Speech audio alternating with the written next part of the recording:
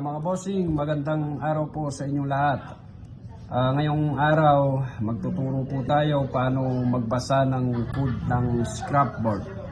Ito po yung patok ngayon na negosyo, ultimo konting puhunan, nakakapaghanap buhay na po tayo.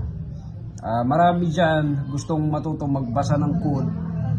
Hindi nila alam paano. Pero ngayon, i-share natin yung mga kaalaman na natutunan natin paano basahin yung mga code. Unang-una po, ituturo natin yung tinatawag nating E+.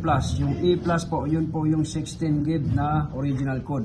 Ibig sabihin po, pagka 16 gig siya, original code, doon na po siya pumapasok sa E+.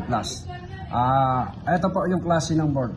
Ito po yung forma ng board. Pagka tinanggal po yan doon sa cellphone, kung saan po nakalagay, may takip po yan. May takip. Minsan po parang manipis lang siya. Pwede natin tanggalin ko. Una sa lahat po, kailangan nating ingatan yan na magasgas o kaya tamaan yung chips na yan. Kasi pag tinamaan po yan o kaya nagagasgas siya nang hindi na po natatanggal, nare-reject na po siya. Ibig sabihin po, maaaring hindi na po bilhin ng buyer natin. Sayang naman yung puhunan o kaya pagod natin dyan. Ang tinatawag na A+, yung original code, dito po mababasa yung code. Yung mga marunong na po dyan, yung mga biyasa na dyan, pasintabi lang po, para lang po ito sa mga taong naghahangad o kaya gustong matutong magbasa ng code ng board. Ang mga code na nandyan po, mahirap po kasi yung tingnan ng camera. Napakahirap. Pero ito po siya. Ito po yung mga code. Sinagay ko na lang po dito. Yan po. Yan po yung mababasa natin dyan. Kung mapapansin niyo po, makikita niyo yan. Yung tinatawag na A+, ori code po yan. Ang nakalagay po dyan, nababasa natin dyan, H9TQ17. Ibig sabihin po, A+ yan. Pagka nakita nyo po, H9TP17, A+ din po yan. Pag nakalagay po, KMQA, A+ din po. Pag GY950, A+ din po yan.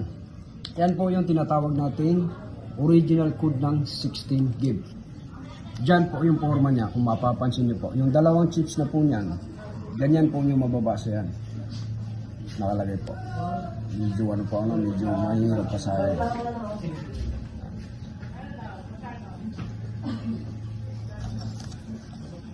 Isa-isa na lang muna natin. Dito muna tayo unang i-share sa mga taong gustong matuto. Para po kahit papaano ma-memorize po nila. Yan po. Kung gusto nyong magnegosyo ng ganitong negosyo, scrapboard, kailangan nyo pong matutunan ganito. H9TQ17, A+ po yan. Pag nakita nyo po, H9TP17, A+ din po yan. Pagka KMQE, A+ din po yan. Pag GY950, A+ din po yan. Dito po yung forma ng board. Yan po siya. Yung 2 chips na po yan.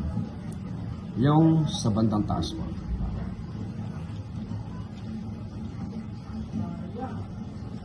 Sige, kahit dyan na lang po muna mga bossing. Mag-follow na lang po kayo, mag-share ng ating mga videos para po doon sa mga bagong updates natin. Mag-upload na lang po tayo ng ibang video natin about doon sa mga non-code ng 16 gig. Bali, isa-isain po natin yan para po matutunan ng mga taong gusto pong matuto paano magbasa ng code. Hanggang dyan lang po muna tayo. Maraming salamat po.